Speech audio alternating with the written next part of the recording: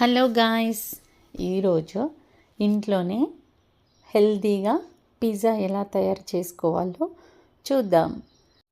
ఒక పావు KG chicken తీసుకొని అందులో అల్లం వెల్లుల్లి పేస్ట్, పసుపు, కారం, ఉప్పు వేసి మంచిగా మ్యాగ్నేట్ చేసుకొని పక్కన పెట్టుకోవాలి.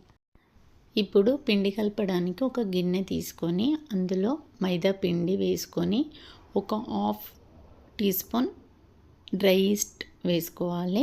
అందులోనే కొద్దిగా పంచదార, కొద్దిగా సాల్ట్ వేసుకొని కొద్దిగా నీళ్ళు పోసుకొని చపాతీ పిండి కంటే కొద్దిగా సాఫ్ట్గా కలుపుకోవాలి, మెత్తగా ఉండాలి.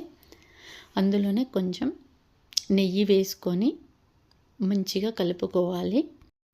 ఇప్పుడు చికెన్ ఫ్రై కోసం ఒక ప్యాన్ పెట్టుకొని అందులో కొద్దిగా ఆయిల్ వేసుకొని చికెన్ని బాగా ఫ్రై చేసుకోవాలి.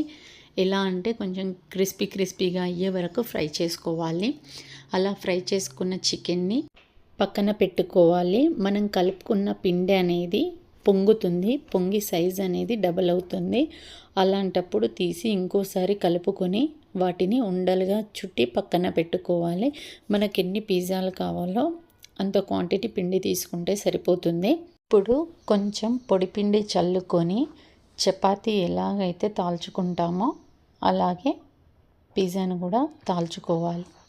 మీకు మందంగా కావాలంటే మందంగా, లేదంటే పల్చగా కావాలంటే పల్చగా, అది మీ ఇష్టం.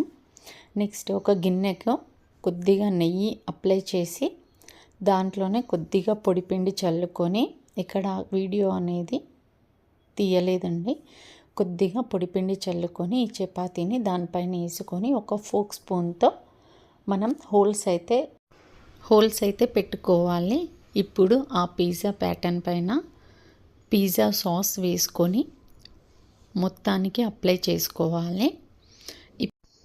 ఇప్పుడు కొంచెం చీజ్ వేసుకొని దానిపైన మనం ఫ్రై చేసి పెట్టుకున్న చికెన్, మీకు వెజ్ అంటే వెజ్, అంటే పన్నీర్, వెజ్లో అంటే పన్నీర్ వేసుకోవాలి, లేదంటే నాన్ వెజ్ కావాలంటే చికెన్ వేసుకోవచ్చు. చికెన్ పీసెస్, నెక్స్ట్ మీకు నచ్చిన వెజిటేబుల్స్ అన్నీ వేసుకోవచ్చు.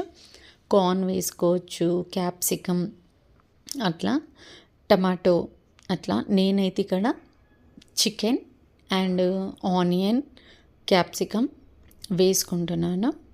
టేస్ట్ అయితే చాలా బాగుంటుంది, క్యాప్సికమ్ టేస్ట్ కూడా చాలా బాగుంటుంది.